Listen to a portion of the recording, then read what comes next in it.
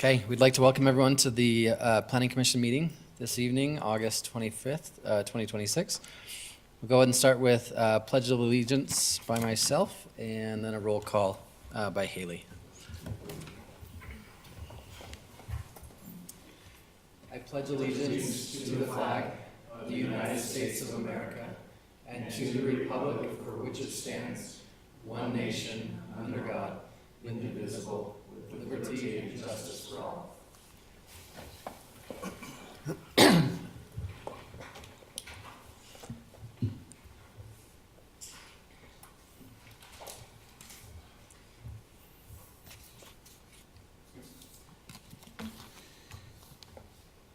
Commissioner Shelley Baldley.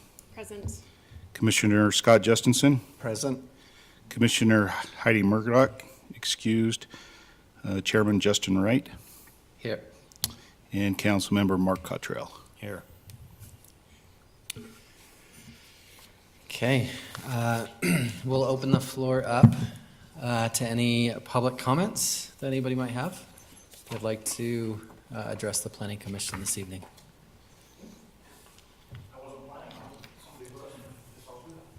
There you go.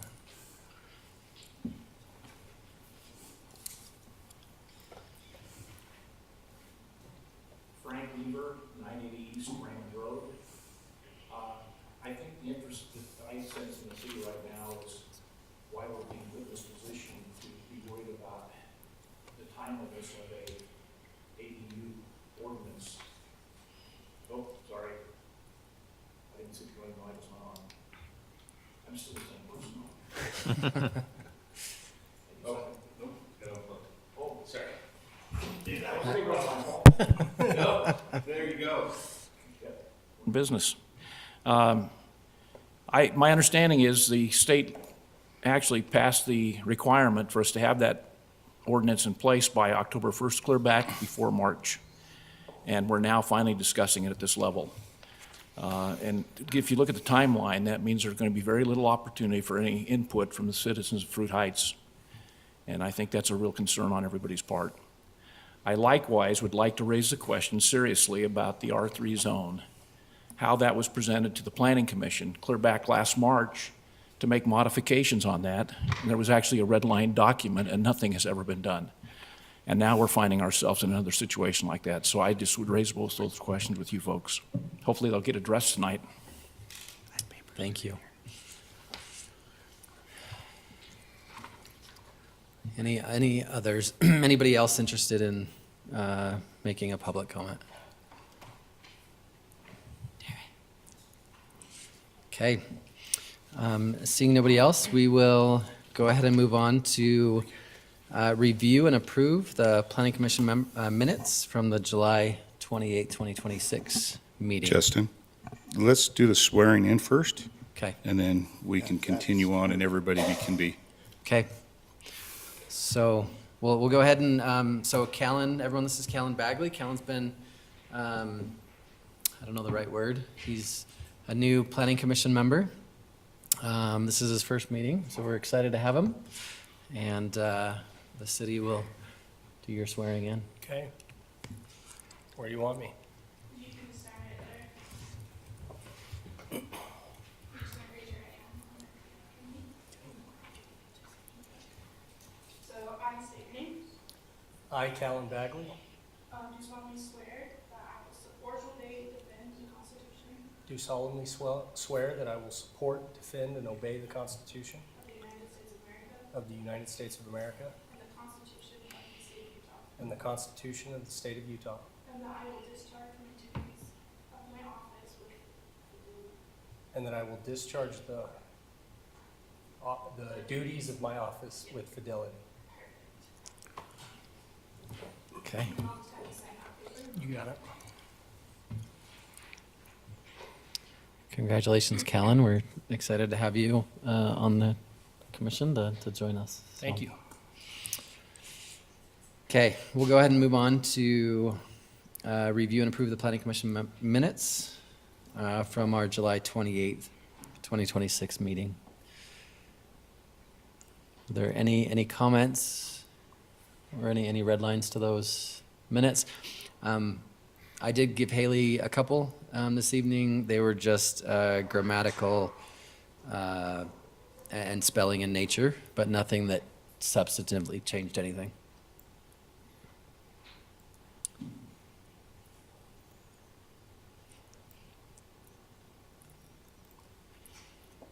Any thoughts on the?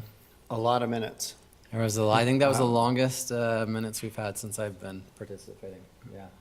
When I read through it, it appeared that that was accurate. Yeah. The best that I could remember on those. Yeah.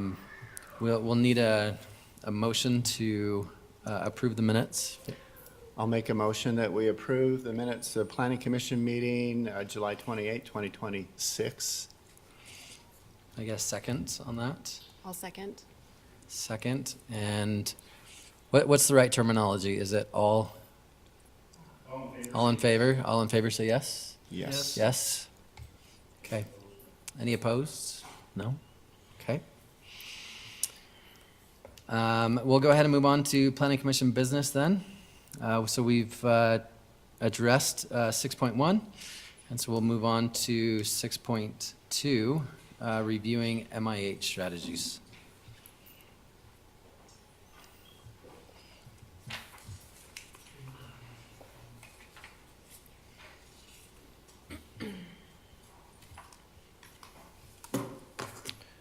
Okay. Welcome, Mr. Bagley, to the Planning Commission. Thank you. So I think it was a couple of meetings ago that we talked about the moderate income housing strategies, and I've been doing some work on that and wanted to bring that back for another discussion. Remember, ultimately, we're trying to send a recommendation to the city council on what the recommended strategies would be for the moderate income housing plan. So, let's see, there's 8 items, 8 different items that the Planning Commission identified last time we talked about that could be a possibility, things that we could that could be considered and for the city to look at. I'm just going to start with what I think should be the top items to look at and the reasons why, and then we can go down the list from there. Remember, and this will be new information, for you. We are required as a city to have at least three of the strategies. We have to have at least 3 strategies that are required by the state out of, I think there's like 25 different strategies. 3 of them we have to identify in our general plan, and we have to identify how we're going to implement and work on these strategies.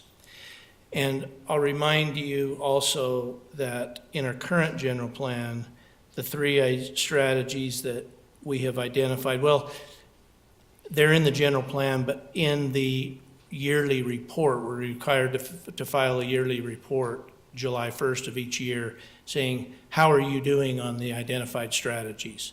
So the 3 strategies we have right now are A, E, and F. That's what we identified in our last report, which was due in July of 25, July of 26. We just simply had to file a report stating how many new residential units we built in the city. So next July, what we're talking about right now is what's going to happen between now and next July. So just keep that in mind. Next July, we will have to report on whatever we've done. So strategy A, which is rezone for densities necessary to facilitate the production of moderate income housing. That's currently one of the ones we've picked, and also, in my mind, one of the ones that is going to be the easiest to meet. this was the discussion at our last meeting. The Planning Commission discussed that the city's adoption of the R16 zoning and noted that approving the future R16 or R3 developments would demonstrate continued progress toward implementing the strategy. Staff noted that while a previous higher density project did not move forward, the project failed due to private development factors rather than city's actions. So if the city approved one or both of the proposed, the current proposed projects that were recently brought in for rezone request, if you approved one or both of those, you have met this requirement.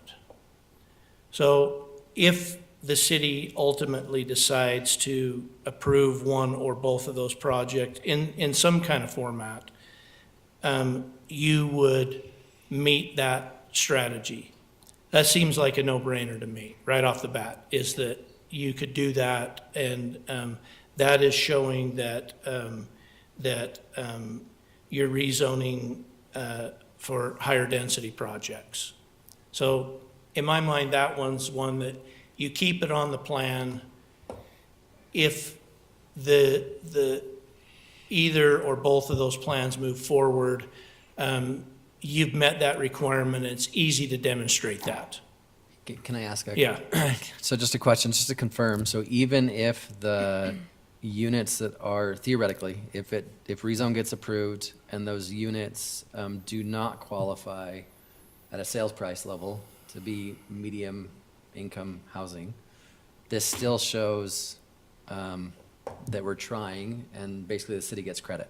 Is that correct? We're making an effort. Yeah. We will leave it up to the state to ultimately say yay or nay on whether or not it meets their definition of the requirement, but it shows that we're making the effort. Yeah. And I think that's the important piece. Excuse me, is there any precedent on what decisions the state has made in other areas regarding the cost of the homes that are built under this, rezoning, where they've said, okay, the cost of the homes is a little high, but we're gonna give you the credit? That's a good question. I think the answer to that, to my knowledge, is no. There is not a precedent saying that that is the case. But I wanted to, this is probably a good time to talk about this. I wanted to discuss what that threshold is, just so you understand it. I've made previous comments that it's going to be, did I forget that paper? That it's going to be very difficult to meet those numbers. It's going to be very difficult, if not impossible. And I've had some recent discussions with some developers about it. I still maintain that it's, I mean, at some level, you could do it.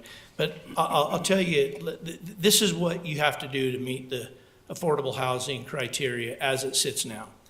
First of all, it's based on the county's, Davis County median income. The highest number that I can find that comes from a legitimate source is $118,000. Many other, there are other legitimate sources that put it closer to like 108 to 110. So the higher that number is, obviously, the higher the home value that would qualify, right? So let's just take 118,000. 80% of that is 94,400. That's the household income that a household can make and be able to afford a home. So if you live in a household that makes $94,000 and you can afford a home, you're considered to be in an affordable housing unit. Let's break that down a little bit further. Now, the state requires that a maximum of 30% of your income can be spent on housing. So if you take 30% of that, that's $2,360 a month. That's the nut. That's the number, that's your monthly expense on what you can realistically spend on a home and meet their guidelines. What was that number again? Sorry. $2,360. Now let's break that number down. That includes principal and interest. It includes insurance, taxes, and utilities. All of those things have to be factored into it. When we were originally talking about this, we were talking about this number somewhere, this home value somewhere in the neighborhood of 400,000. Now that's way off. When you calculate all those other pieces into it, the insurance, the utilities, the taxes, and I've estimated those things to be on average $710 a month. Broken down by insurance is $150, taxes are $260, utilities are $300, and at a 6.6% interest rate, $2,360 a month buys you a $260,000 home. Okay, that's the number. That's the number right now, and that's countywide. Doesn't matter if you live in Fruit Heights or you live in Clinton. That's the number that's considered an affordable housing unit. There aren't anything, there's not, there's barely anything out there for sale at that price. So now let's bring this back to this discussion about how do you get to affordable housing in the city. In talking to some developers now, they're saying, with the price of property, with the price of ground in Fruit Heights and construction costs, so on and so forth, they said, we're $250,000 per door to just build the structure. So just the cost of the materials to build the building is nearly at the number we are trying to sell the building at, the whole thing. That doesn't include the price of the property. That doesn't not include the utility installation and bringing utilities and all that to the property and installing all those things. That's just the cost of the construction of the unit, $250,000 a door. Can you provide some more details on what 250,000 buys you? It- How big's the house? How many bedrooms? How many bathrooms? Is that kind of an average? That would be an average of like a 2-bedroom unit. He said, let's say, 1,600 to 2,200 square feet, 2-bedroom unit. So I asked the question, what kind of density do you need? This is gonna be part of our R3 discussion now. What kind of density do you need to be able to sell $260,000 units? And he said, well over 30 units per acre, probably closer to 40 units per acre. So our R3 currently, the maximum that we do is, the maximum we allow is 25. And this, one of the project developers is saying that is the absolutely bare minimum that I can swallow and make this thing pencil, is what it is proposed at 25 units an acre. So if you're at 10, 15, you're going backwards, probably. Now, this is a small sample size, right? I mean, I've talked to 2 or 3 different developers. You could probably get a myriad of answers on that. The bottom line is that if we have an intent as a city to do some affordable housing or try and get homes that are in an affordable housing range, we are going to have to keep that density number up there somewhere. Somewhere. Just keep that in mind. Now, let's say this. If you could use the city's median income which is 140,000, almost 141,000, instead of the county median income of 118. Now you've pushed that number to $300,000, a $300,000 unit. That objective is reachable to these developers that are proposing projects in our city now. They're saying, not all of them, but we could get a few of them close to that number. 260? No. 300 to 325-ish? Probably. So one of the things that I think we go back to the state with, and goes back to your question, Justin, is that, if you look at this in terms of like, if you'll allow us to use the city's median income, household income, we can probably do some things with that. We can probably do some things with that. That's currently not what the law says. But that's part of the argument that you make back to them is that, well, we're making an effort and we're probably in line with what value should be in our city. So that's just some commentary. That's just some commentary. If strategy A, if we can figure out how to make these projects work, we've met that requirement. That seems like something that we should keep on the table. Okay, strategy E, which Sorry, is, before we get on, can I ask one more question? sure, Is the cost of the development, based on what we've learned so far, is it so high based primarily on land prices? yes. Is Yes. it building costs, or is it the profit the developers want to make?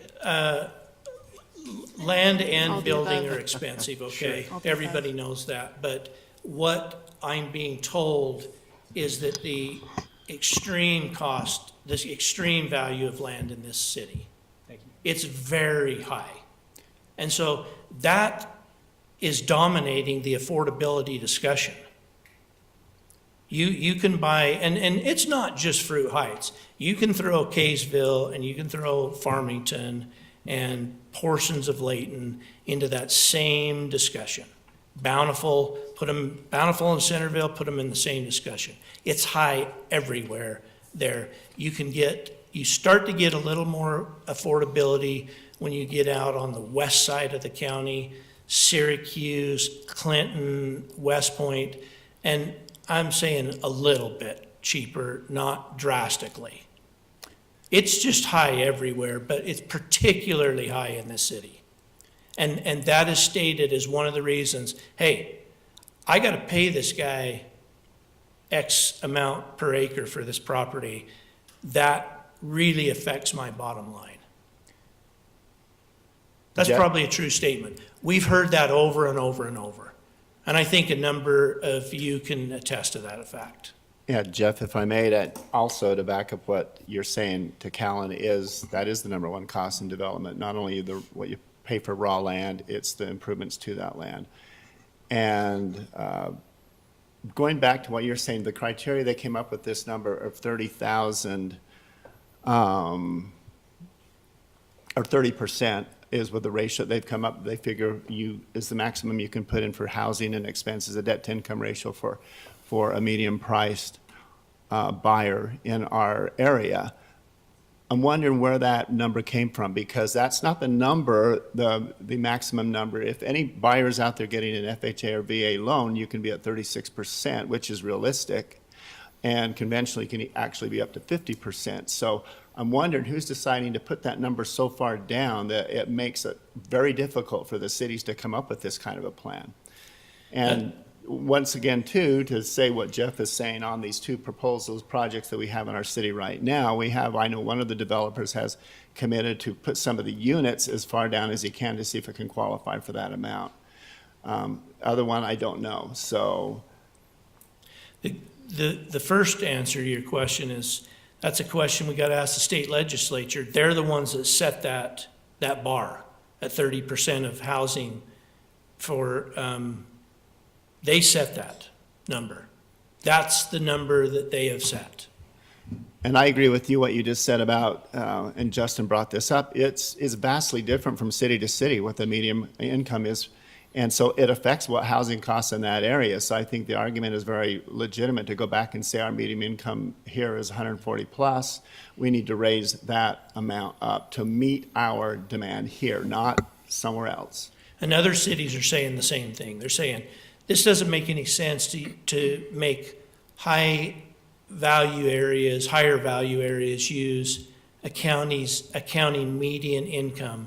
Let us use the median income in our city. We'll have a better shot. It's more proportionate. So, I mean, but we are where we're at right now. This could all change in January and February of next year. We don't know. That's just where we're at right now. That's what we're facing. I know that in the people that I've talked to, I said, can you hit that 260 number? Not in this city. Not in this city. No. Maybe 300. So that's just, that's some background. Anything else on that before I move on? So strategy E is create or allow for and reduce regulations related to internal or detached accessory dwelling units in residential zones. We're already mandated to create an external ADU ordinance. So strategy E should just automatically be forwarded. We create the ordinance.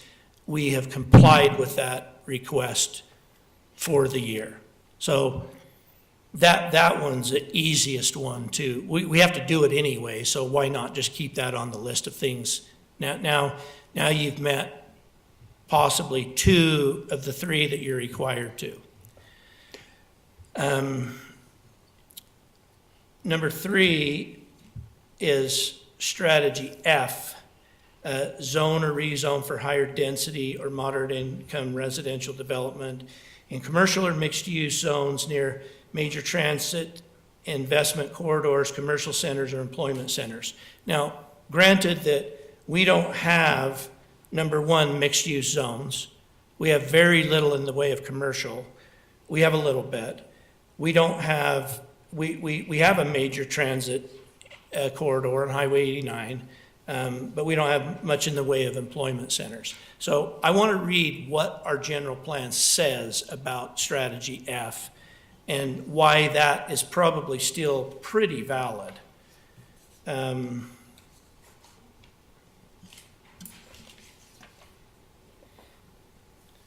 this is what we said about strategy F in our last report.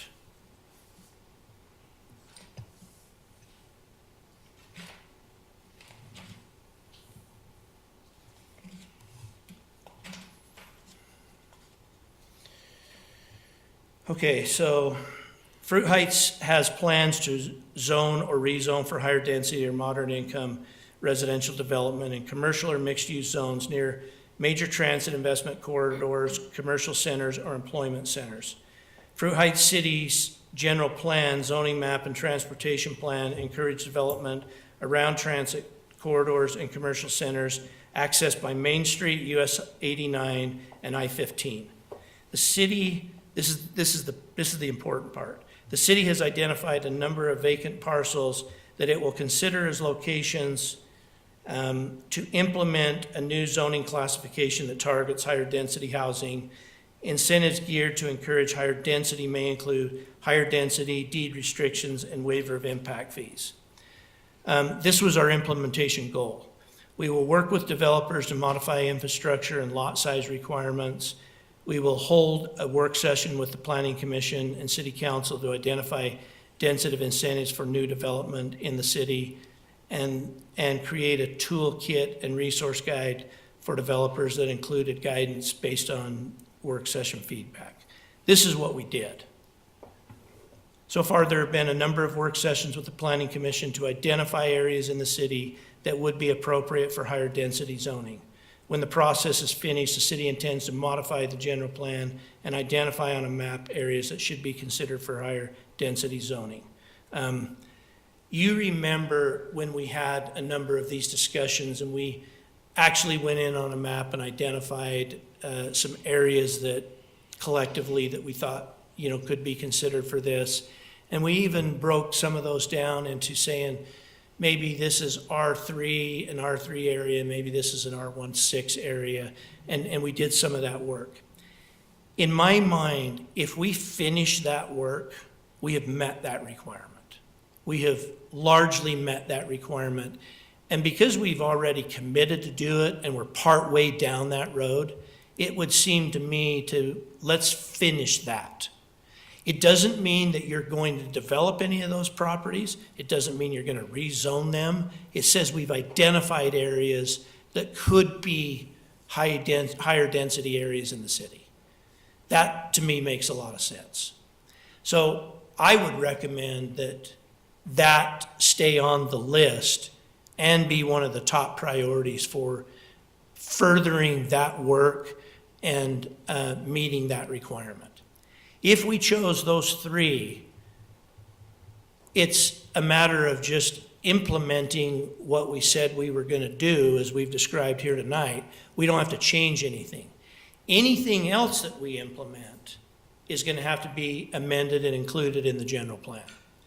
So the fourth thing that out of this list of 8 that I think is worth taking a serious look at is O. And let me read that to you. This was essentially Eileen Moss's idea, and I think it has some merit.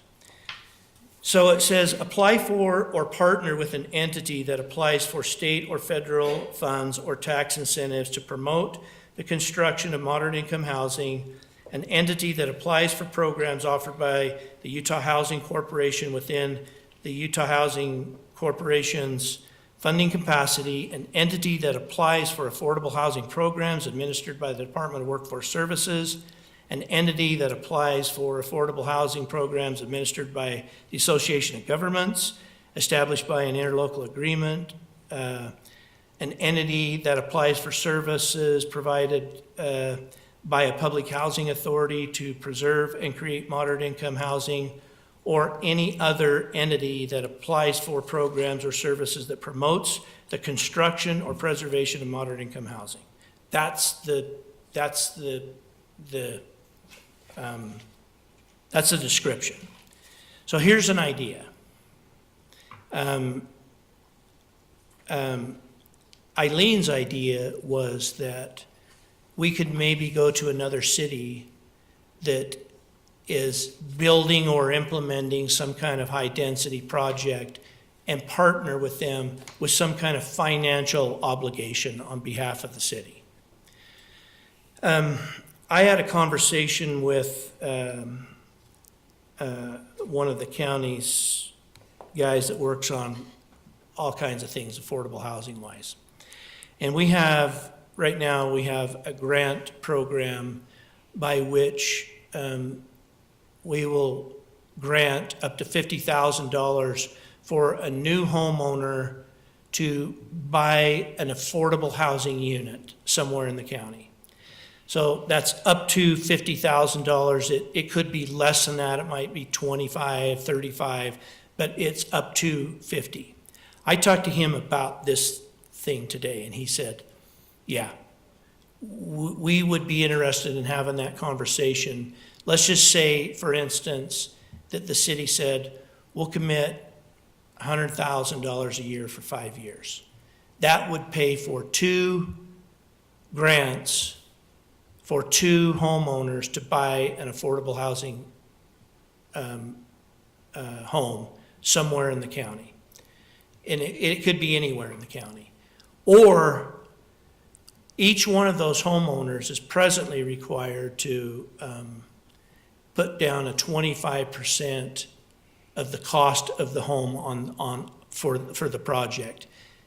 The city's money could help offset their 25%. So you could say, well, we'll give 10 people $10,000 to help offset their 25% down payment. There could be a myriad of options that you could do to stretch that money around, but the idea here is that you're promoting affordable housing efforts somewhere in this county, not necessarily your city and probably not likely your city, but somewhere in this county. And I believe that that meets that requirement. And I think that that is certainly worth an effort to try and go down that road in some form or fashion. That could be a fourth option. It could replace one of the other three options that we previously talked about. So I think there's definitely some validity in that if the city wants to make some kind of financial commitment. I just use this as an example of this grant program that's, out there right now. There may be other things and other opportunities out there. The other four, which is B, C, I, and M, are all going to need some significant amount of still research and work. I just want to read what they are. So B is demonstrate investment in rehabilitation or expansion of infrastructure that facilitates the construction of moderate income housing.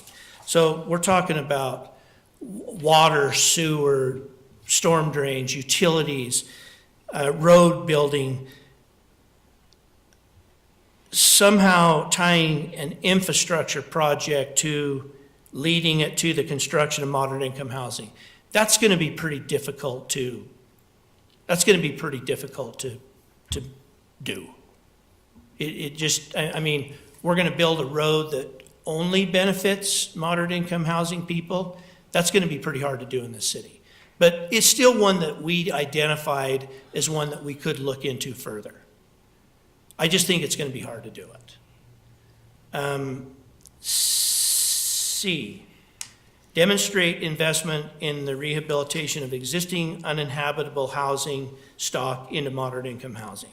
So the idea here is you take old housing stock and you rehabilitate it and you bring it up to current standards, and those units are selling for moderate income housing.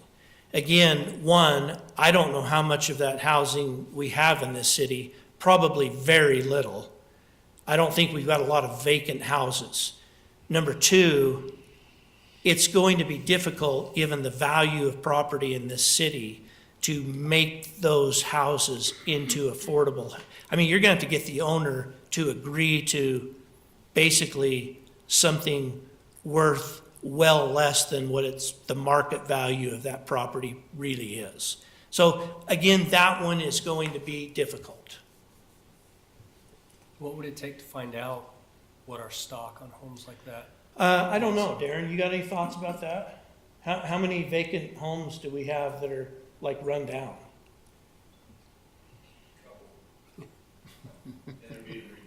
Less than I mean, we could look into that a little bit. I mean, I just don't know. Sure. But I think the number's probably really low. Yeah, for sure.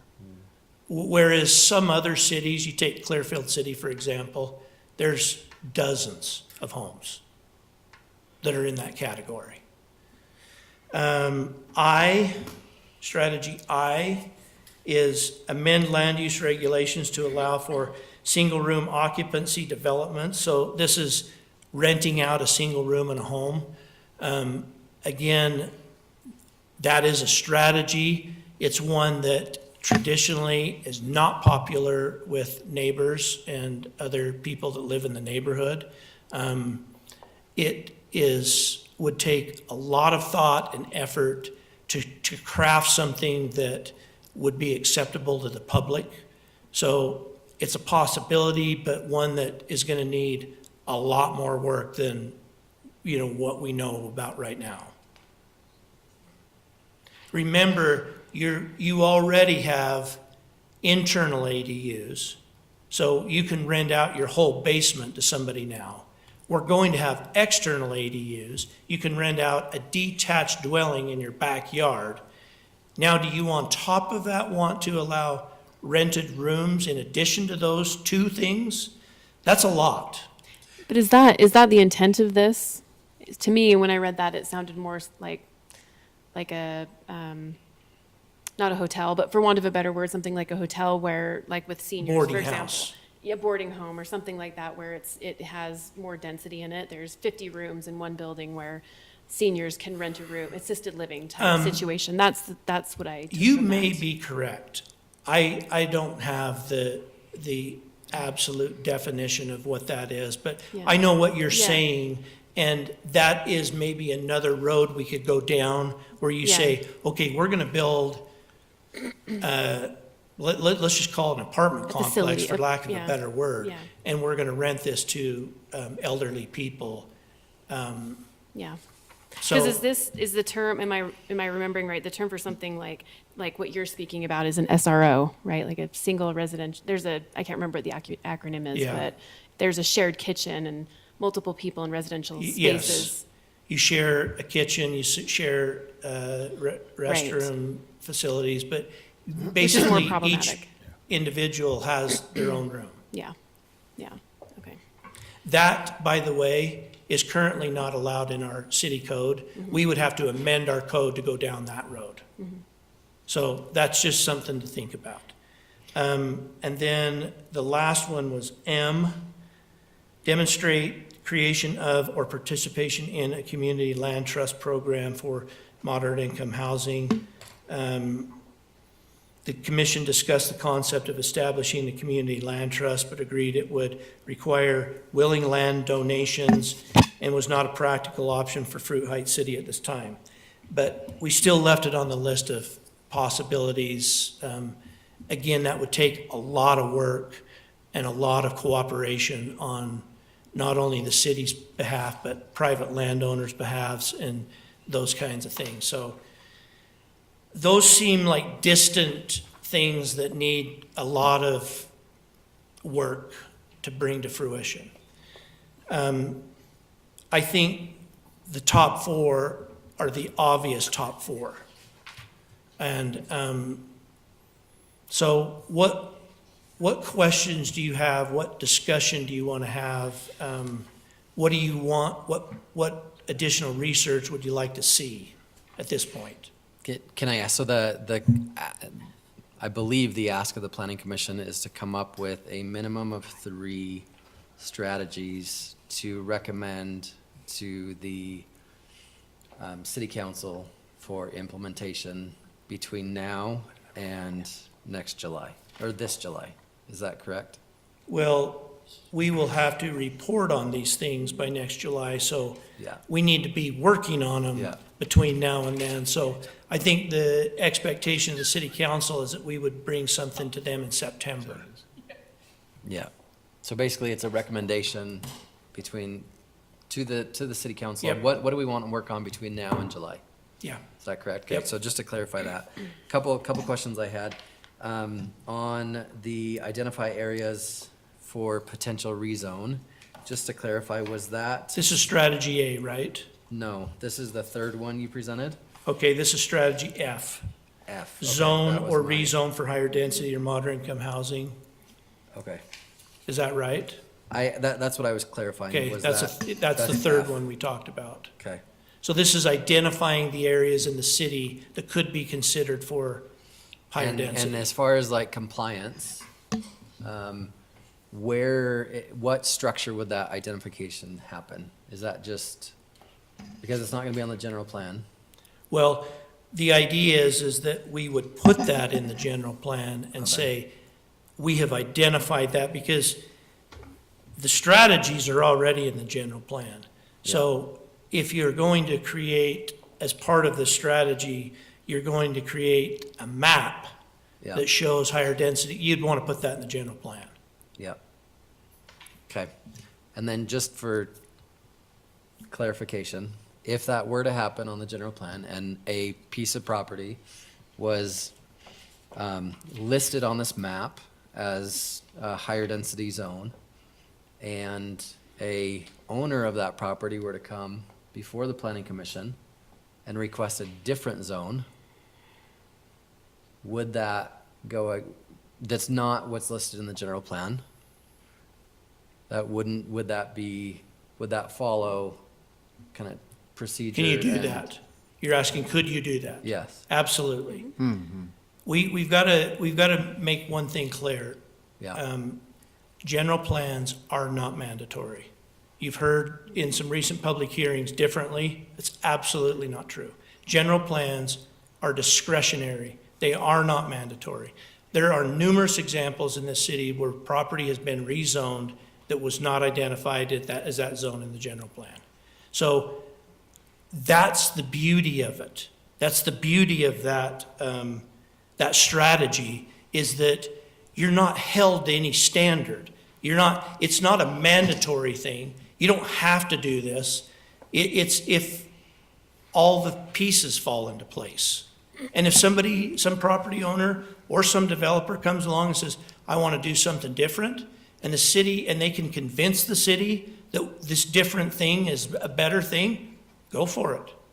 okay, The property right behind us right here was all zone commercial.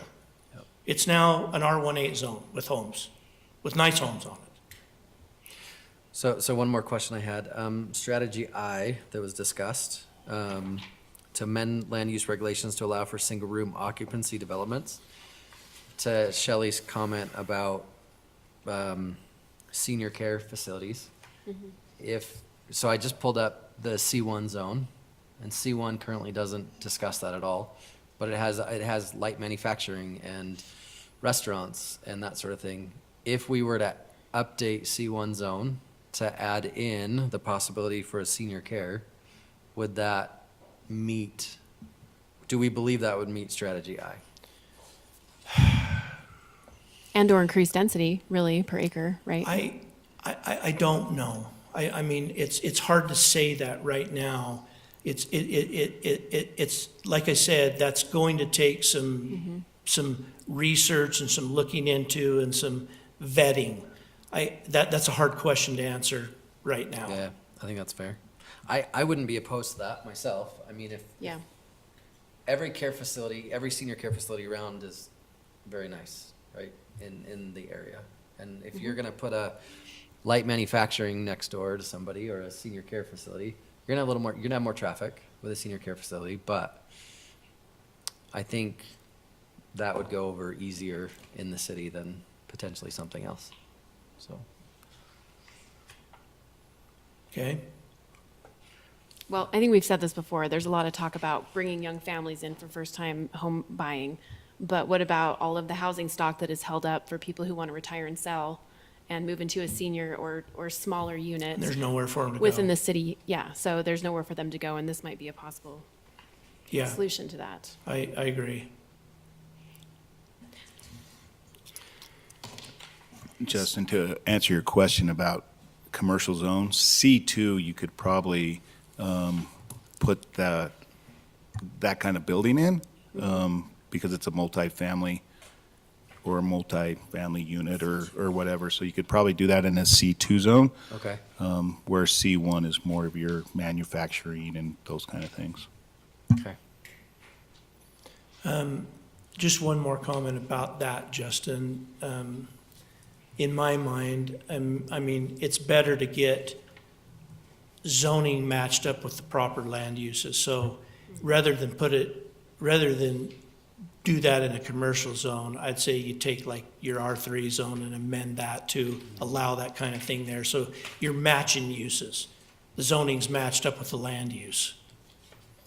But that's just a, you know, I mean, that's something that you do later. Okay. If that was something that the city said, that's important to us to create some senior living area, then you go to work and say, okay, how can we make that happen? And I would be interested in what type of density, what is the definition of density in that situation? Because I'm unsure, right? They're not really condos, they're not owned by the individual. Well, they Maybe they could be.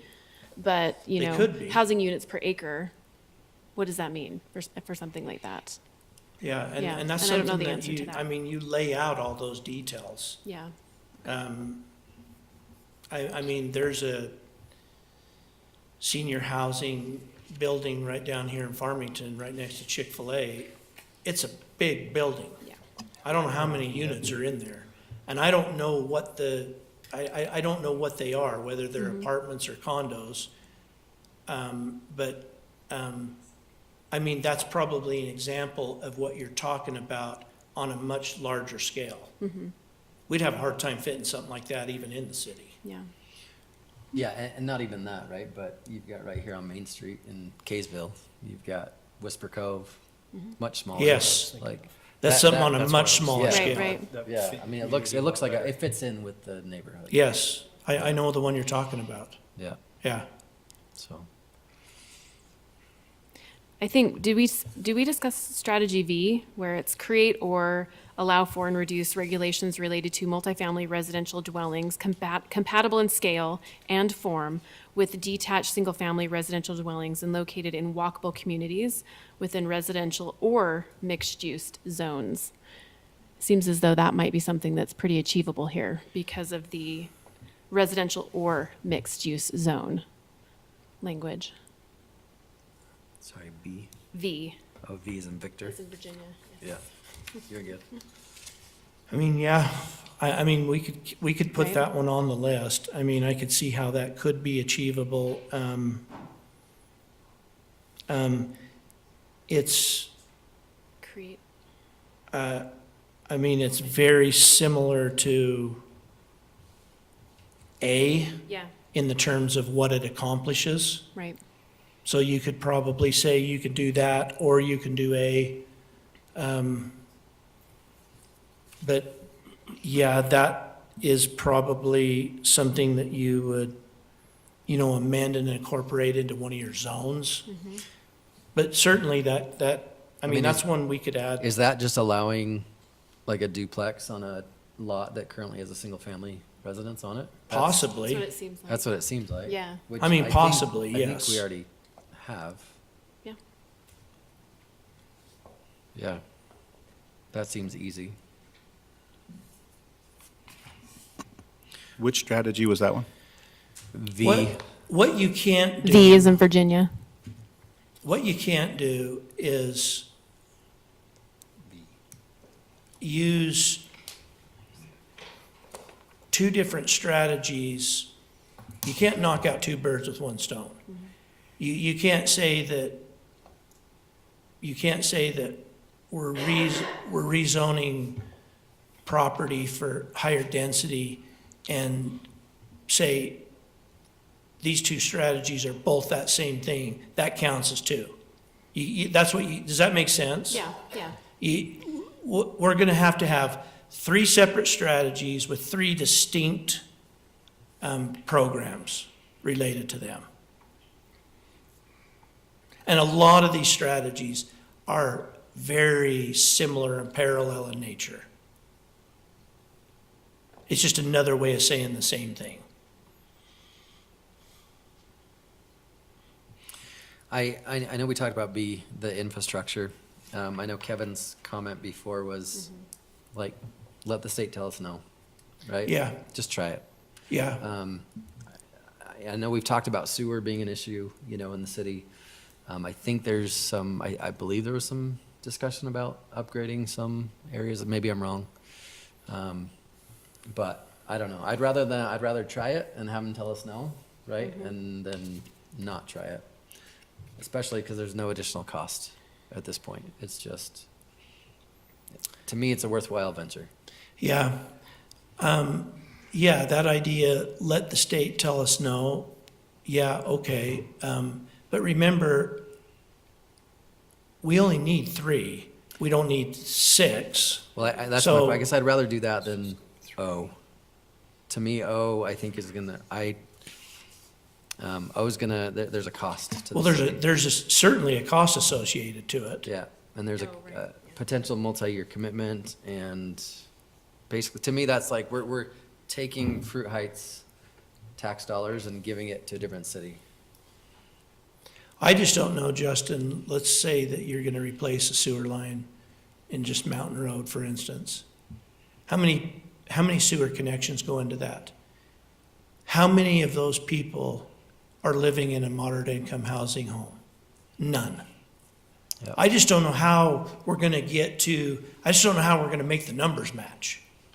Can I ask, just looking at the Fruit Heights zone map, it looks like the property, right, so if it's Mountain Road, are we upgrading sewer on Mountain Road? Well, I don't know. I don't think Oh, okay. I don't know where specifically. So the sewer system's owned by Central Davis, and they have their plans of where they would start upgrading.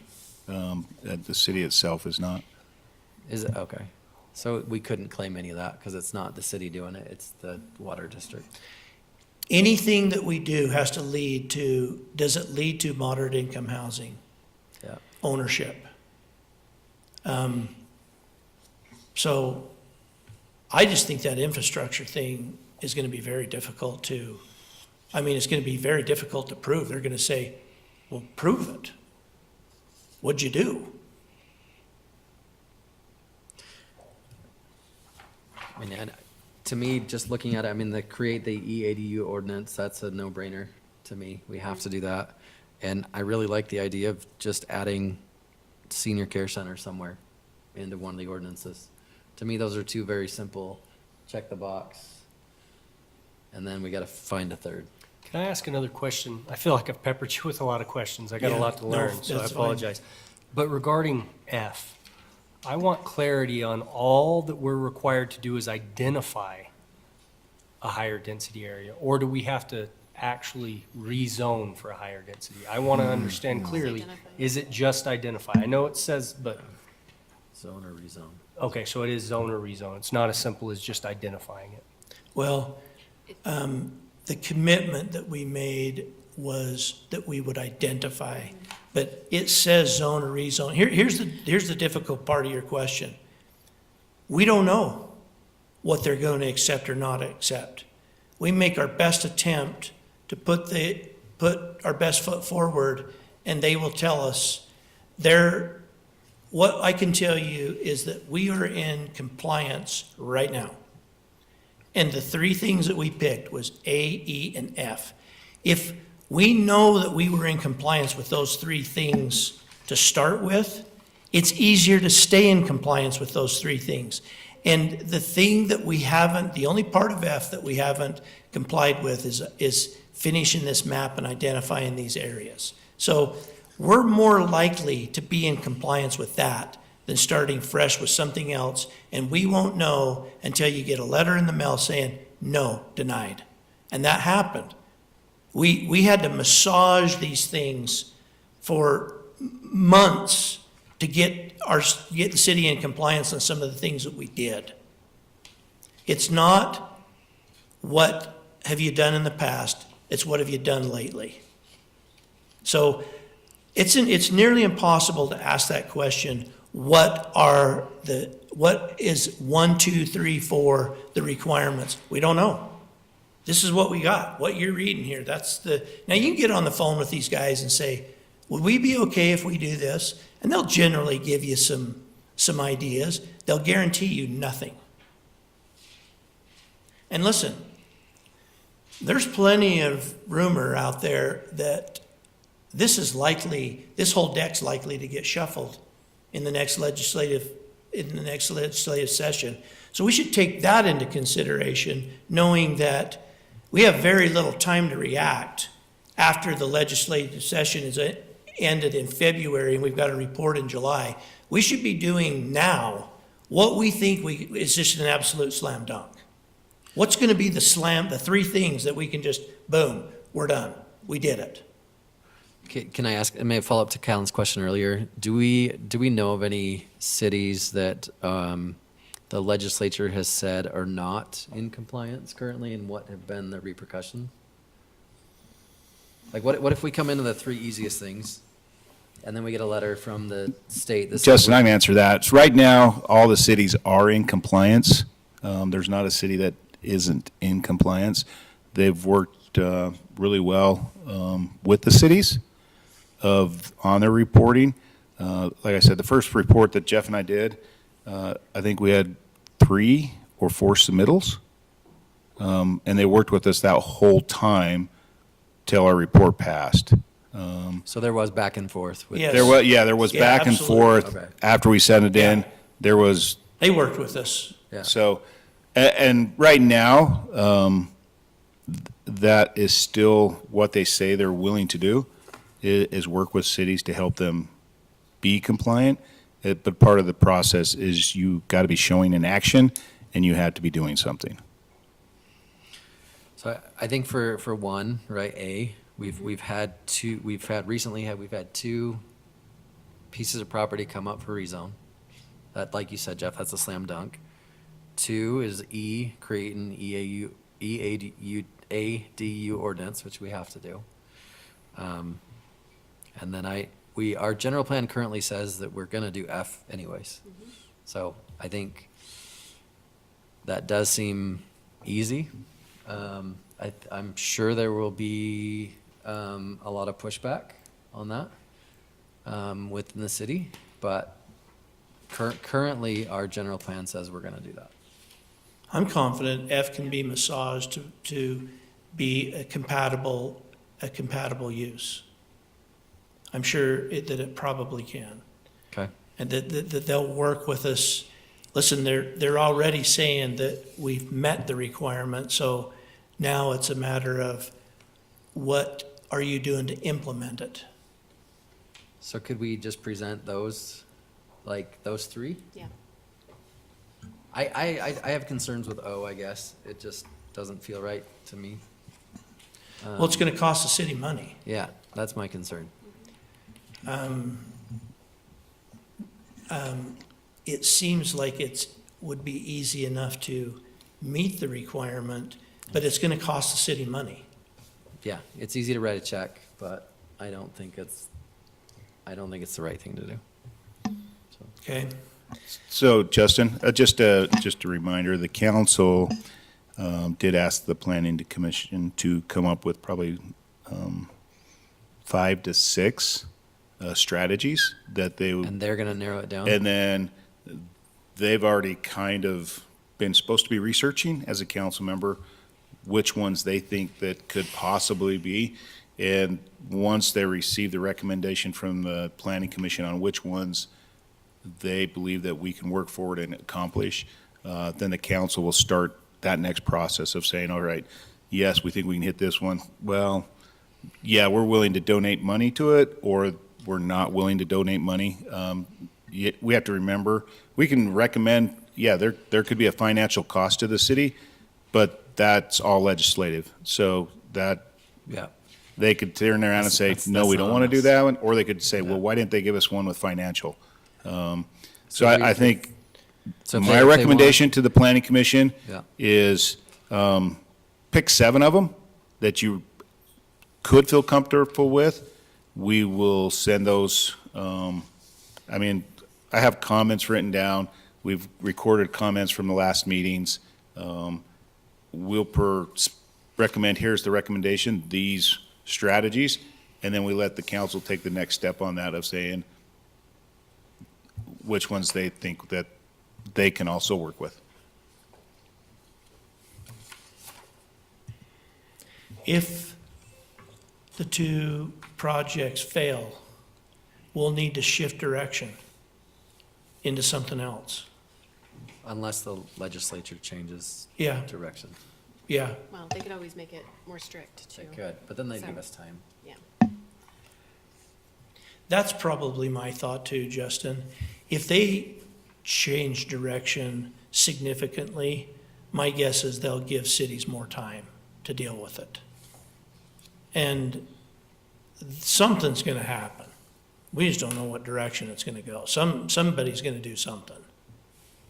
This is on the tip of their tongue, they're saying. So maybe just in looking at time, right? It's 8:00 now. Does anybody have any concerns with the 4 that were presented, A, E, F, and O, to present or to recommend to city council? And then I, to Darren's point, we'll pick 3 more. Are we good with those first four? I share your concerns with O, Yep. but Yeah. yeah, I think like was mentioned, right? They're looking for 7, they're gonna pare it down. yeah. And ultimately, that's a legislative, decision that's not held in our, we don't control the purse, so. The other one that was mentioned was Was- V.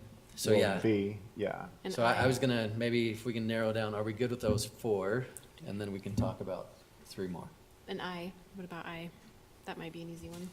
Yeah. For the Are we senior good with those housing? 4 first? Yeah, absolutely. Yeah, I Is am. everyone, okay, Yep. so now we need 3 more, and yeah, my notes were I, V, and then I picked Q. So I was, Shelley's comment about senior care centers, potentially updating. You like that twist that it be That's the single room directed at occupancy one, senior, I thought, yeah. at some kind of senior living. Yeah, I Okay. do. Yeah, that's our interpretation of that strategy. And then V, which was also Shelley's comment, was create or allow for and reduce regulations related to multifamily residential dwellings compatible in scale and form with detached, single-family residential dwellings and located in walkable communities within residential or mixed-use zones. To me, that just, my interpretation is something that looks like a single-family residence, but is multifamily in a single-family neighborhood. Yeah. There's an example of that if you, on Second North, on the Kaysville side where they're redoing there, there's under construction, there is a duplex there amongst single family, and across the street, they have some duplexes there. But that is pretty much a mixed-use area right there. Yeah. Yeah. Yeah. Right down here on Main Street in Farmington, before you, get to like Smith, there's a duplex on the right-hand side. Looks like a single-family dwelling. Like, I drove by it for years before I realized it was a duplex. Where's that at? By Smith's? On Main Street. Yeah. It looks like a big home. There's a single drive, it's like a double driveway in the center. And Well, there's that's a duplex? Yeah. Yeah. Right? It That's a looks big, nice like, place. it looks I like just a thought it single was- family dwelling. Yeah. Yeah. So. Yeah. Yeah. Okay, so I and V, And then the other one I marked was Q. Q. So this was, and this is something that we had discussed before, is just impact fees. Basically eliminate impact fees with accessory dwelling units. The comment on here was that we're not currently collecting any revenue from ADUs. And so maybe it's a moratorium of a year, 18 months, something like that. Basically just inviting those that that currently have internal ADUs that have not permitted them with the city to come out of the woodwork, get their permits done. It checks the box, fairly low cost to the city, and gets us in good standing. Yeah. I like that idea of having a moratorium on the fees. They get people to want to get them registered with the city. Yeah, because I think we have less than 10 currently registered. And I'm, It says there were- okay, so that's 7. You got A, E, F, and O, and then I, V, and Q. yeah. That was, Darren's recommendation was 7. There's 7. Are we good? I'm We need, good. we need a motion? Can I ask a quick question? Yeah. Can you define exactly, so, and I say this having worked on an area station plan, but what is the definition of a station area plan? What has to be inclusive in What that? strategy is that? You. Well, first of Because- all, it has to Does it- be a major transit stop, and that's been defined as one of the stops on Front Runner. So it's not possible here. We don't have a Front Runner stop. We don't, but we have a major travel corridor and develop and adopt a station area plan.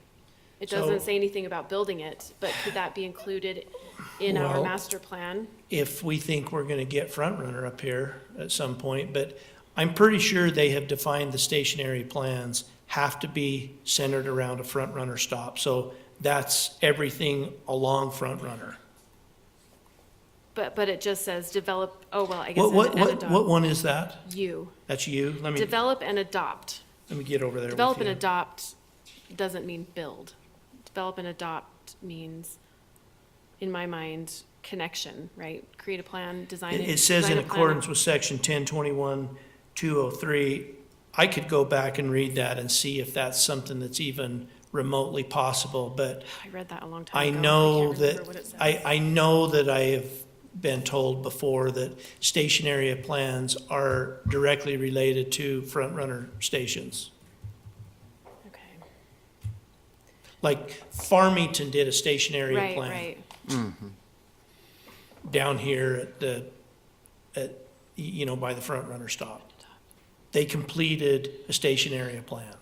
And the idea that, there is one that talks about collaborating with another, entity that has, some of the same interests that we have. And so I know it doesn't have this language in there, but to propose, hey, we're going to connect with, Farmington, Maybe. right? I don't Yeah. know, maybe as a backup, I don't know. It seems as though it would be kind of a low. These secondary strategies are going to take some work Yeah. to figure out how to make them work. I guess if there's gonna be. There's lower fruit to be picked. If there's going to be work done on the master plan, then this might be. I mean, we could something we can look to into think about, anything. To think about. Yeah. Yeah, this is just this is AI's version of what that section states, basically, is that we have to, it's a plan that addresses specific goals, including increased housing, transit ridership, and economic development, specifically within a half-mile radius of the station. So I think it'd be effort, like Yeah, it'd be an effort to put that together. Yeah. Not saying that, but maybe more of the general plan outlook. yeah. So. Okay. Any other discussion on MIH strategies? Not. We'd be looking for a motion, correct, to recommend the strategies? Do we have a motion? A motion to recommend the strategies to the city council? Yeah. Is that sufficient? Do we need to call them out? We're good? Probably ought to call them out. Yeah, just to be, Oh. Yep. V as in Virginia. Victor. Yes. Okay, do I have a second? Second it. All in favor, please say yes. Yes. Yes? Yes. Any no's? No? Okay. Thank you, everybody. We'll move on to the next section, section 6.3, R3 zone. R3 zone discussion. Scott.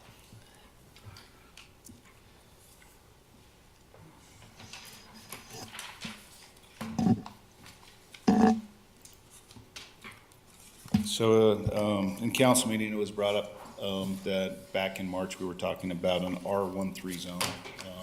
And I'm not sure if that was a rewrite for the R3 zone or just creating an R13 zone. I went through the minutes, read a little bit about what was happening.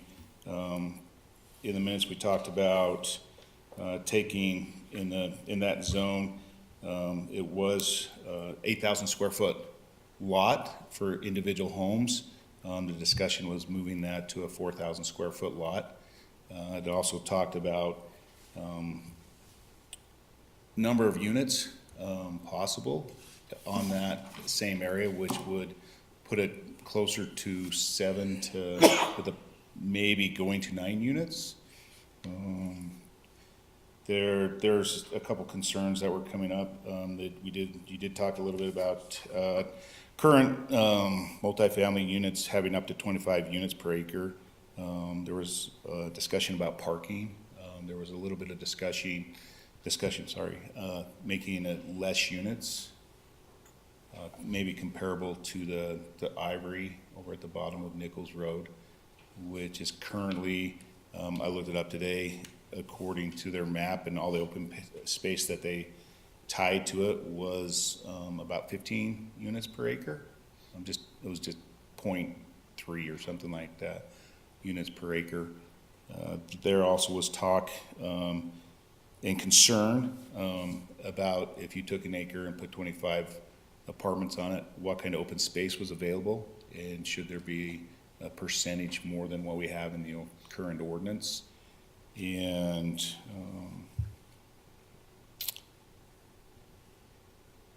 the discussion was also talked about where higher density would be appropriate in the city. There was a discussion of that, and there was a couple areas pointed out for that. And then also the current infrastructure in those areas, could it handle the increased housing?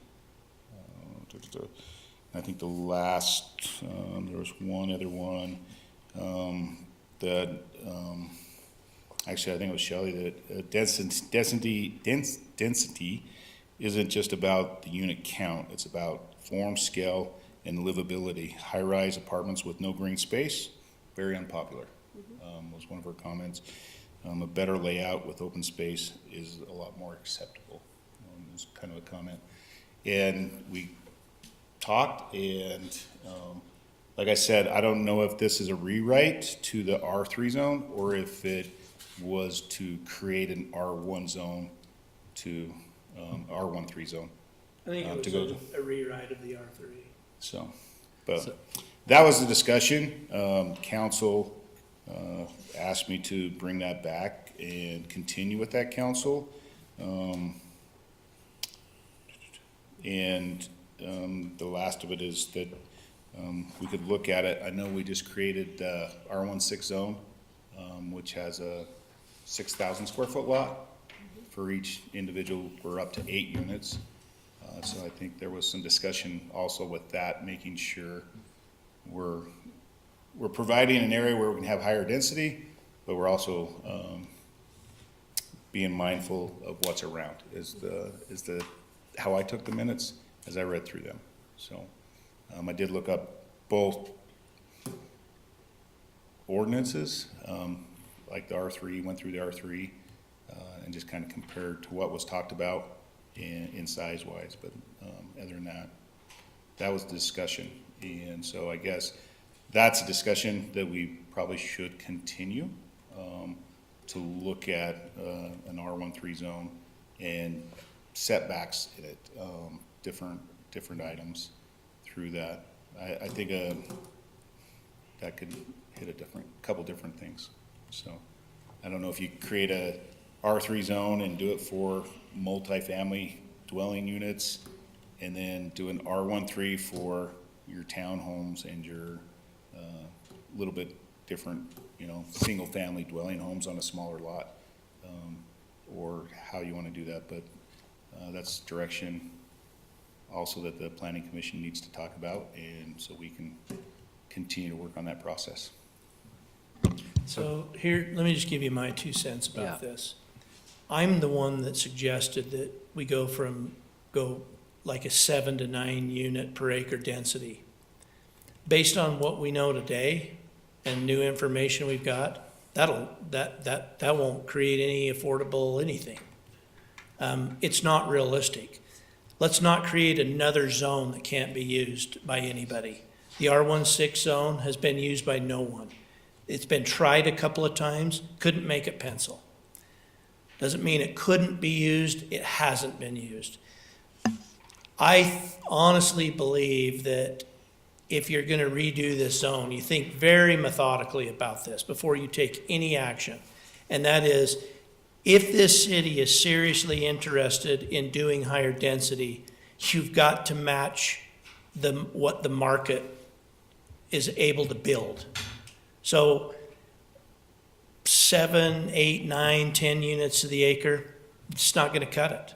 You're not gonna create any affordable anything. So you're gonna have to look at something more than that. I don't know if the city has the palate, can swallow it.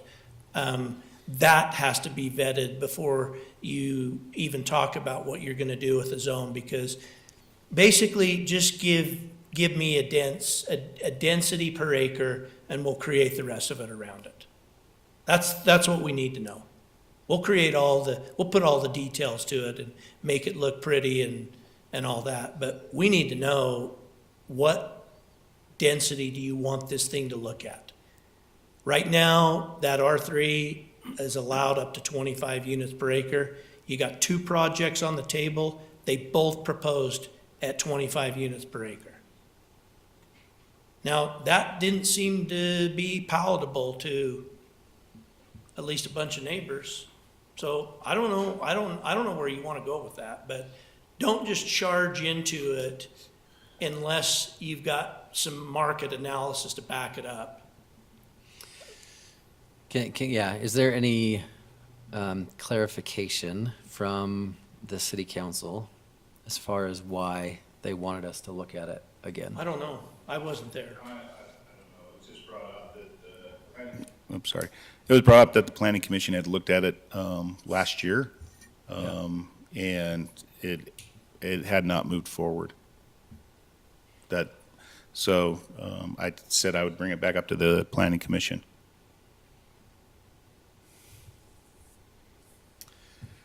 I guess I don't understand. I don't understand the value, or to Jeff's point, I mean, the only opportunity that I think I would see potentially, and it's not going to make, I assume, right? I'm not a developer. I don't work in developing. I assume it's not going to, everything we've heard though from developers is that it doesn't make sense, right? They need more than 7 to 9 units per acre to make it work. The only opportunity that I would see that this potentially would be used is if it's not a developer, right? It's grandma and grandpa's property, they pass away, and you have cousins, siblings, whatever, that decide we want to build 4 units and live on it together, right? When it's not financially motivated. But we also already have the R16 that was brought up earlier as well. So maybe I'm wrong here. I don't know what the value of the R13 would be. Potentially it's, right, we already have a minimum of 6,000 square, it's smaller lots. You could do a 4,000.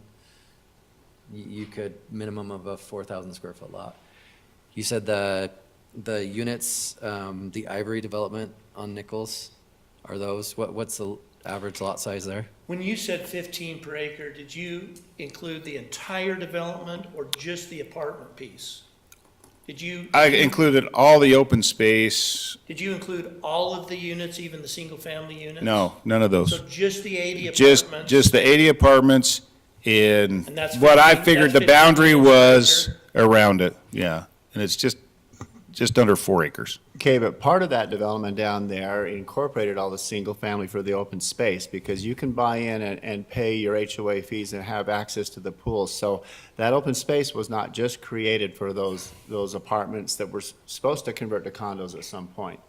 It includes all the smaller lot, single families to be able to use those amenities. So that's why you're down to approximately 15 units per acre on that. On the R3 zone that we were talking about, the piece on Lloyd Road that was proposed there were the townhomes. And I think if I remember right, there were 19, he said 20, but He proposed 20. he proposed 20. I counted 19 on his plat. That's right. Yeah. But that's the kind of density that works. On the other piece that Mr. Ivy has there on Main Street, his was doing apartments, and I think the opposition to the R3 zone on there was the height restriction of up to 45 feet, if I remember that correctly. That for some reason down to 3 stories was a little bit more palatable, or whatever was going to be, and less units in there. Now, since then, I know that developer's also talked and said he's open to whatever we come up with. He's not married to that hypothetical development. I think a lot of people misunderstood on both of those. This is final decision made, this is what I'm proposing, this is what I'm trying to get okayed, which wasn't the case on either development. Yep. So I think the onus is on us to come up with a density, just like you said, what are we willing to do here? Doesn't mean we're going to approve 25 units. It just means it has the capacity to do that. 6,000 square foot lots are not gonna get you the density, No, just not going to. no. It's also worth mentioning, there is no vacant property in the city-zoned R3 right now that isn't already fully developed. So you've got the two projects that have been proposed as R3. What I'm saying is, you got time to figure this out. I mean, you know, let's figure out what's gonna work the best. This doesn't need to be, you don't need to rush into this, that's what I'm saying. So we don't have to make a decision. At this point, it's just a discussion. We're not moving on it tonight. Okay. Well, and that's another point I would like to make to the general public is the attitude and the position that the Planning Commission has taken as long as I've been on it is very methodical, and we've taken our time, and these have been on the works and being talked about since last March, when I was put in. So it's not an overnight thing. We do try to put a lot of thought and get input on here. We're not gonna make everybody happy all the time. That's an impossible task. So our decisions are gonna be based on the best information we can get and what makes sense in the overall plan. As Jeff says, a general plan is simply a guideline. It's not law, it's not cast in stone, it can be revised. And it sounds like our current general plan is in the works of being revised again. And you were saying the legislature on this MIH plan, that may mix it all up again. So we're trying to make decisions on things that are probably gonna change on us Constantly. constantly. Okay. Any questions, any further discussion on R3? I guess at this point, we're good to have a discussion. Is there any request, I guess, of the city? Where would we like to go from here on Well, this? what do you wanna do, Darren? Like I said, I was asked to bring it back and for the planning commission to look at, or maybe it's just something we start to talk about for the next couple council meetings as we go through the process. I think one important thing that we need to realize is that we're going to have the external or the detached dwelling units. We need to have that ordinance, and I think there's more discussion over the next few weeks that we need to have on that as Yeah, we far gotta as. do that first. Yeah. Yeah, Yeah, as far as agreed. setbacks, how do you, where do we think we should be We on need to setbacks focus for on that those? first. Agreed. We need to focus on, are we gonna allow it in every zone? Are we, or is it just a certain size lot? There are some things that we need to talk about, because we can't just throw an ordinance together and without at least some direction from the planning commission of, we could put every zone, we could put everything, we start putting that out, and then we end up changing the whole thing. So tonight, the reason I put that on there is so we could start that discussion, probably looking at, do we want it available in every zone? Or is there just a certain size lot that we want to allow it to? Do we want to allow it to have its own sewer connection and its own water connection? Or are we going to say it's required to have that? Or is it going to be required to hook into the current home's sewer system? Those are things that I think we need to start talking about. Yes, this is due the 1st of October, but it's also a work in progress. And it's not going to be done the 1st of September, I promise you. It's going to be closer to the end of November by the time we have an ordinance, it's gone through, and it's gone through the planning commission. After that, it's still got to go to the city council and go through their process. And so this is something that we'll have done probably closer to the end of the year. Yep. And it will fit within the general plan that we're doing. And that's part of my goal is we do all these steps to get to that point. But we need to start somewhere. And somewhere is, do we put it in every zone? That's up to the planning commission to recommend. We start there. Do we have different setbacks? Do we do the same as a shed, or do we say, it needs to be a little farther than 3 feet from the property line? Those are things that's up to the planning commission to talk about tonight and in our next meeting, but that helps us start putting a draft together that we can start presenting a draft and saying, okay, here's what we talked about, here's what we're moving. what do we need to change? And so that's why that's on discussion for tonight. So the October deadline is movable, it sounds like. We're supposed to have it adopted by Nobody else October. has done it. But there's a lot of cities that are still working on this same process, trying to go through and meet the requirements for both the infrastructure, all the different items. So we're not the only one in this ballpark, but it's something that we need to show we're working on and going through the process. So I know that there's other cities, Salt Lake City, I believe, they already have EADU ordinances in place to allow, how could we get consensus and get some data on other cities that have put this in place and what they have done with these very things, setbacks, sewer, parking spaces, that whole thing. We can do that. We can do Yeah. that research. So I think we need that. Have we, just to clarify, we kind of went from R3 to EADU, I think? Are we good to kind of table R3? Let me just make a recommendation on the R3. Yeah. If you would consider this. Between this planning commission and the city council, give the staff a range of densities that is palatable to the city. And let us go back and do some economic analysis on it and come back to you with some recommendations on why that may or may not, what is that, what is 15 units to the acre going to result in home cost? What's 25 units to the acre gonna, give us some parameters and let us put together some information that you can analyze. That's what I think you do there, but as Darren mentioned, we have got to get on this DADU thing now. The R3 can come later. It comes after we need to get this done now. The clock's ticking on that. So that's got to come first. So right now we have R3, which is 25 units per acre. We have R16, which is 8 units per acre. Well, it's really only six. Six, R1, excuse me. R16 is only 6 units per acre. And that's, we go from 6 to 25.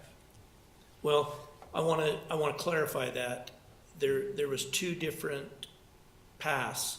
One would go up to 10 units per acre, one up to 25 units Yes. per acre.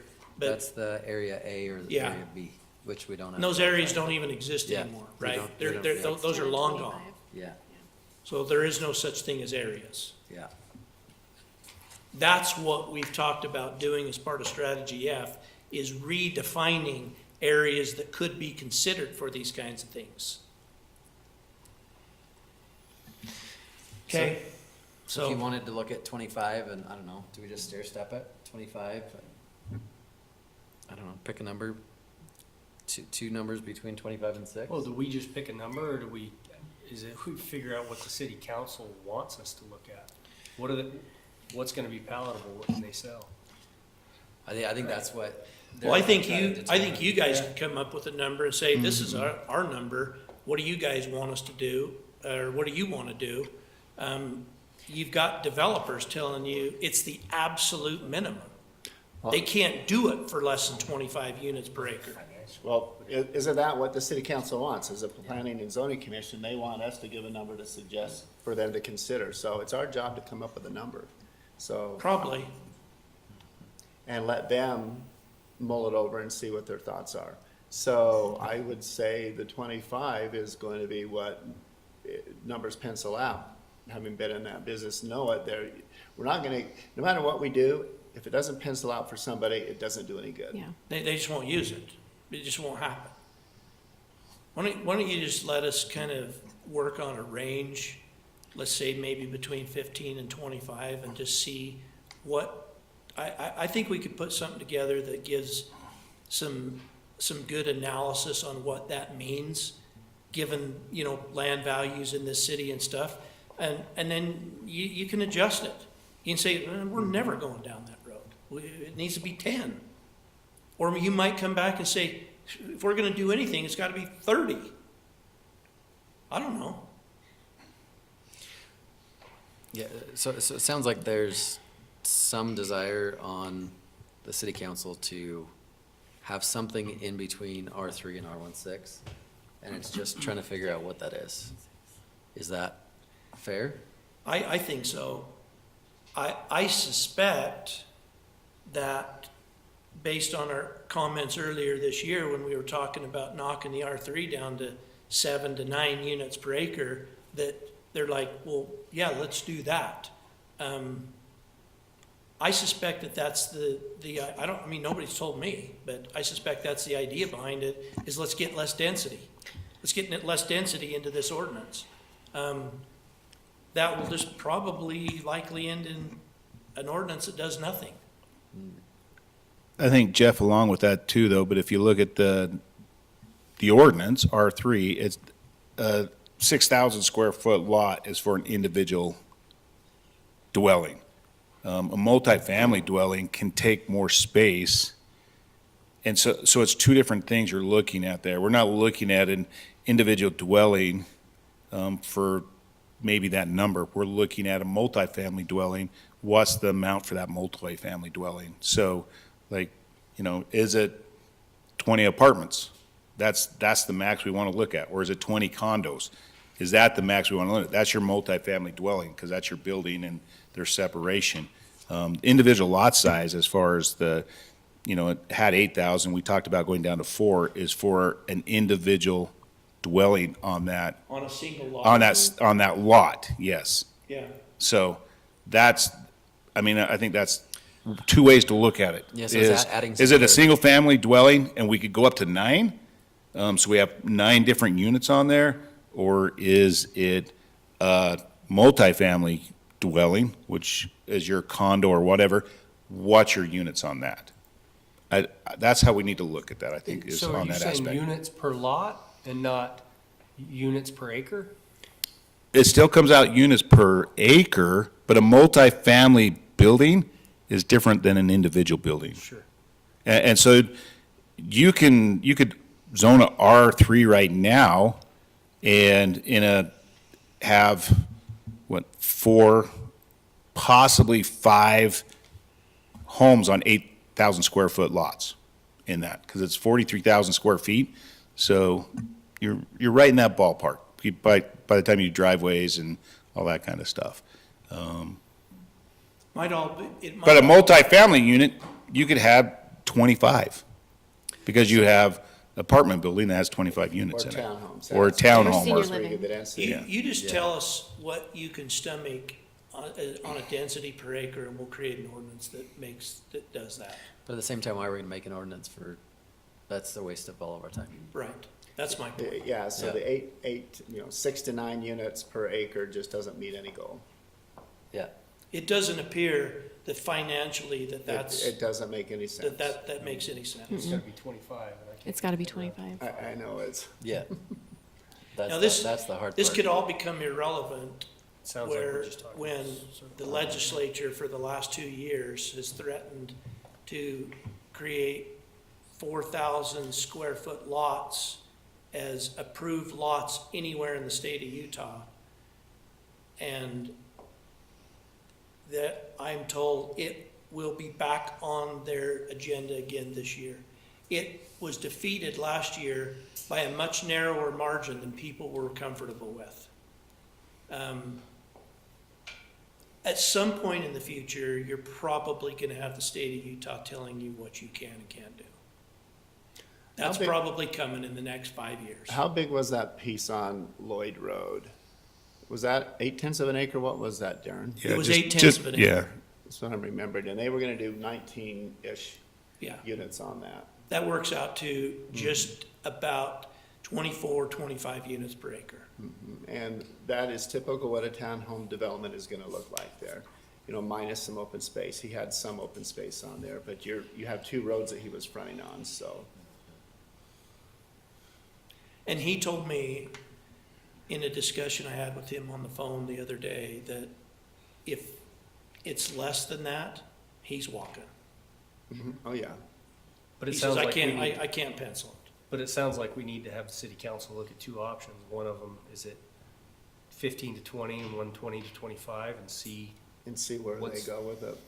Correct. Yeah, And certainly, it's only gonna pencil out at 25, and then it's up to, is that palatable? I mean, We already have that, right? I mean, But, That's, thing that's is, our is that right, this stuff's being built Why are we all doing it? around us. Yeah. Yeah. Every city in this county Yeah. is building high density, so we don't, we can all get on a bus and travel around and look at these things. I mean, we don't have to go far. It's being done all around us. So what do you want that? Do you not want that? It's where everything is going, so we just have to decide whether we want it here And where? and where. And where do you want it? I mean, and that's what the general plan's for. Yeah. Okay. On the DEA, on the external ADU,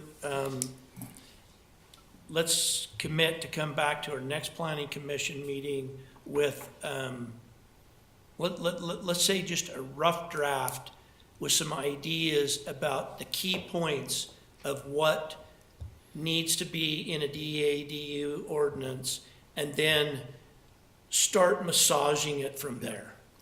Can we ask for And I will that? look at what other cities around us and what other people that have already done it, and try and glean the best and brightest. That's just what I was gonna ask, if we can have that information. Agreed. When we talked about this before, it seemed almost like a moot point because Darren was saying that the capacity for our sewage and water and all of that infrastructure that is required for this ordinance to be successful wasn't there. Yeah, that's, Right? that's. So- That is one of the concerns of having them. And that's where I think it comes to where we're putting them. Are we just tying into the original sewer? Because if we're tying into the original sewer, it should be planned for it. But if we're going to require them to have their own sewer connection and their own water connection, you're creating more than what that subdivision or what that area was designed for. I mean, we go through right now, we're upsizing water lines and all that different thing just to meet state requirements, or they're getting old and it's time to do that. So we do that anyway as a city, but it may put things on a faster track if they're undersized through that area. That's the concern. So I think that's part of it. Some cities will say, in this area, yeah, they have to have their own service and their own sewer connection. The other parts, nope, they have to tie into the house sewer and the house water. But it was about capacity. Yeah. So Well, great, they have their own water line and their own sewer, but that capacity is not there to carry it away and bring it in, right? well, yeah, and that's why if you're looking at it and you're gonna tie everybody into that current connection, is it there or is it not? You're not adding another connection, you're just adding more volume. What Shelley is alluding to is that several years ago, Central Davis Sewer told Kaysville and Fruit Heights, you cannot exceed 3 units per acre on our sewer system because it can't handle it, okay? Since that time, I can't tell you how many projects have been built in Kaysville that exceed that by 10 times. And there are projects in this city that even exceed that. And guess what? Central Davis Sewer has to sign off on every single subdivision we approve. So they can start denying these things. The fact that they're approving them tells me that, well, maybe they're not so concerned about it as they made out. Because they have the right on any project to say, we're not signing off.